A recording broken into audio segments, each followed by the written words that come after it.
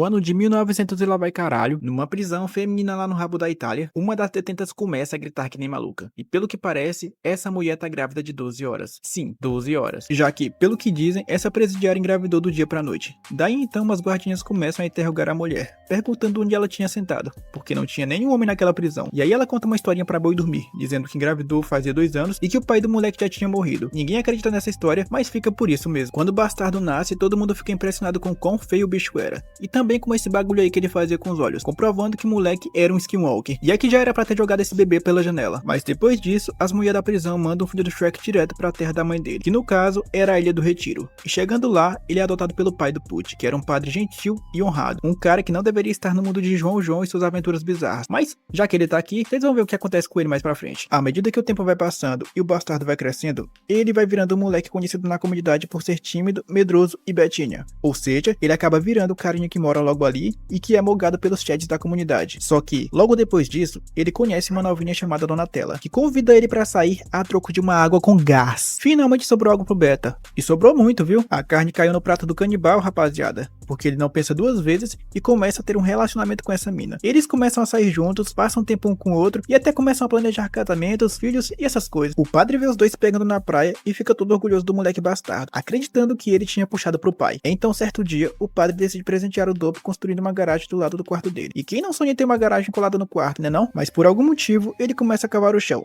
Eu não sei em que tipo de garagem ele tinha em mente, mas conforme ele vai cavando, ele encontra o corpo escondido debaixo do piso. E pelo que parece, era o corpo da mulher que pariu o Doppio. E ela tava vivaça, mas com a boca toda costurada e em estado catatônico. Ou mulher que sofreu. O padre fica surpreendido com aquilo e começa a pensar em 1.000 milhões de coisas. Só que nem dá tempo do velho processar direito a situação, que o Doppio dá um jumpscare e aparece atrás dele que nem um stand. E sem explicar nada, ele dá uma punhalada nas costas do velho, com uma faca que tava ali, no melhor estilo Pânico 3. E é nesse momento que a gente percebe os efeitos do bullying. Depois desse desmatamento, o Doppio revê suas ações, se arrepende e decide incendiar a vila inteira. A aldeia da Folha pega fogo, matando praticamente todo mundo que tava ali, menos a mulher dele. Aparentemente o Doppio também é dado como morto nesse incêndio, mas obviamente era trollagem. Ele realmente morre ali, porém sobrevive. Depois de todo esse flashback chato, o episódio começa de verdade. E aqui a gente vê uma cena aparentemente comum numa rua qualquer da Ilha do Retiro, onde o Empório tá tentando pegar um besouro que sai correndo pelo chão. O moleque sarnento vai atrás do besouro e acaba correndo diretamente pra rua, entrando na frente de um caminhão. No mesmo instante, o otário do Doppio aparece correndo pra tentar salvar o Empório. Ele dá um mergulho na frente do caminhão, mas o moleque é mais sagaz e sai da frente sozinho, deixando o Betinho do Doppio pra trás. Só que o Doppio ativa o sensor aranha e consegue escapar da ilha pro mundo dos Isekais. Porém, o caminhão passa por cima da mala de viagem dele, deixando ela só os restos. Brutal. O Doppio então pega o que sobrou da mala, mas logo é abordado por um vidente que tá doido pra ler a sorte do Betinha e descobrir se o futuro realmente a pica. O Doppio recusa e diz que não acredita em horóscopo nem em macumba, mas o mago insiste que ele é implacável com seus poderes e que seus incríveis poderes podem custar apenas algumas dezenas de reais. E como todo dia sai de casa um malandro e um mané,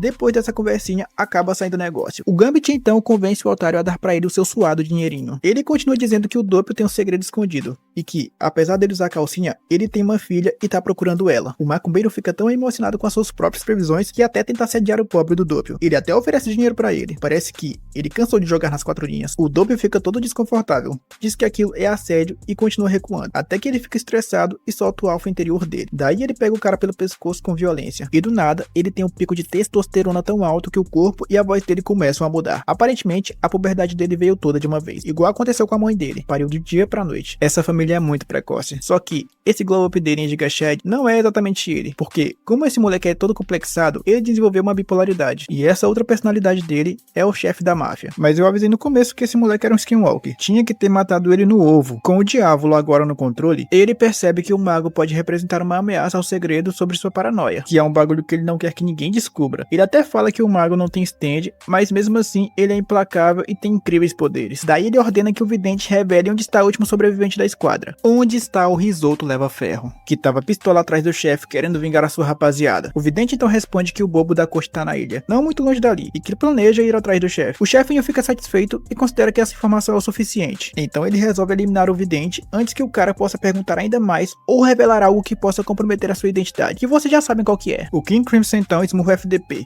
matando o vidente instantaneamente com um dos socos mais satisfatórios de todo o anime. Depois disso, a cena muda novamente novamente. E o Doppio volta a ser o Betinha de sempre, com zero texto, caminhando pela rua depois do ataque ter terminado. Logo em seguida, o Doppio pega um táxi para continuar sua jornada rumo à região da Costa Esmeralda. E olha o bobo da corte aí. Depois de todo esse rolê, o Doppio chega ao local da foto. Só que chegando lá, o taxista vê que o Doppio é um coitado e tenta levar vantagem pra cima do mano. Ele até tenta cobrar um preço mais alto pela corrida, falando do envelope que o Doppio carregava. O Doppio, sem entender que o motorista tava na maldade, fica confuso. Aí do nada dá o louco na Chapeuzinho de novo e ele enfia o dedo no olho do motorista de Uber, acreditando que o envelope tinha alguma coisa de importante e que não era o pagamento da corrida. Ele ameaça o maluco dizendo que se ele continuar enchendo o saco dele, ele vai conhecer o Salvador. Mas antes de qualquer coisa, o Doppio ouve um turururu vindo do carro, que na verdade era uma decoração de para-brisa. E mais uma vez repetindo aqui, deveriam ter jogado ele pela janela assim que ele fez aquele bagulho com os olhos. Agora já era. O Doppio então atende o chamado e começa a conversar sozinho. Ele vai ouvindo as instruções do chefe, que o aconselha a manter a calma e a não causar mais problemas, o que significa que ele deveria deixar o taxista meter o pé. Depois disso, o chefinho avisa o Doppio que o Risoto estava ali na espreita, vigiando ele enquanto fumava escondido. Ele fala que o cara tá ali porque ele viu a foto da mulher dele pelada e descobriu que ela morava por ali. O Doppio já fica com aquele cagaço rotineiro, mas o Diavolo fala pra ele se acalmar, porque ele pretendia atrair o cara pra perto deles e dar uma encoxada brutal nele com King Crimson. Daí a cabeça do Doppio dá um 360 e ele volta à ficação, até que do nada, o Risoto leva ferro aparece sensualizando na frente dele. E na moral, olha essas curvas. O Risoto percebe que tem parada estranha com esse moleque esquisito e resolve dar um susto no Betinha jogando uma faca no chão. E o maluco fica com tanto medo que dá um duplo mortal carpado pra direita caindo de boca numa rocha, mostrando que não tinha confiança nenhuma e que era completamente inofensível contra alguém do tamanho dele. Enquanto o Risoto observa o moleque, ele resolve testar se ele é realmente tão otário quanto parece. Ele vê que o Doppio tá menstruando pelo nariz e encara ele com desprezo, como se ele fosse a pior escória que já tinha habitado aquelas terras. O que não tava muito errado, mas, ao mesmo tempo, ele desconfia que talvez ele só esteja tentando fazer ele de otário. Mas, o que o Risoto não imagina é que esse Nude também não fazia ideia do que tava fazendo ali. Ele foi pra ilha com o único objetivo de passar o Risoto, e agora que esse bicho tá na frente dele, ele esqueceu disso. E antes que o Risoto avance mais um pouco pra pegar a peixeira dele, ele percebe que o Doppio tá tentando esconder um envelope debaixo do sapato, aquele envelope que tem a foto da mulher dele pelada. Mas aí entra a questão, essa mulher era a mulher do Doppio ou do Diavolo? Porque ela parece ter se interessado pelo Doppio, mas é o Diavolo que se refere a Trish como filha. Então a pergunta que eu tenho é, ela gostava do Doppio, mas na hora de fazer a Trish, quem assumiu foi o Diavolo? Bom, eu não sei. Continuando. Aí o Doppio se levanta, mas ele desvia o olhar por um segundo ao escutar o som de um avião, que no caso era o Vião do Naranja, vulgo 11 de setembro. Por ouvir um som diferente e perceber que o Doppio também olhou, ele matou a chorada numa das melhores metaforadas do anime. O Risoni então acusa o Doppio de ser um usuário de stand, ou seja,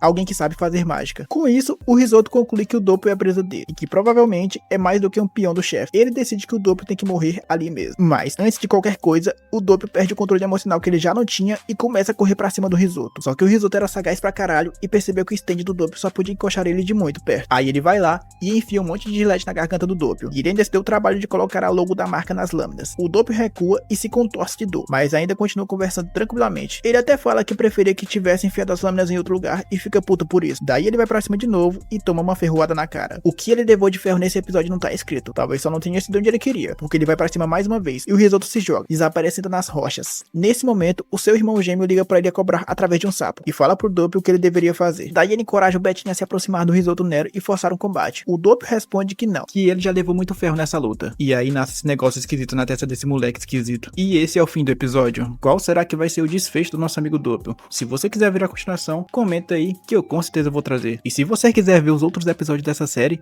é só clicar nos vídeos que estão aparecendo aí na tela.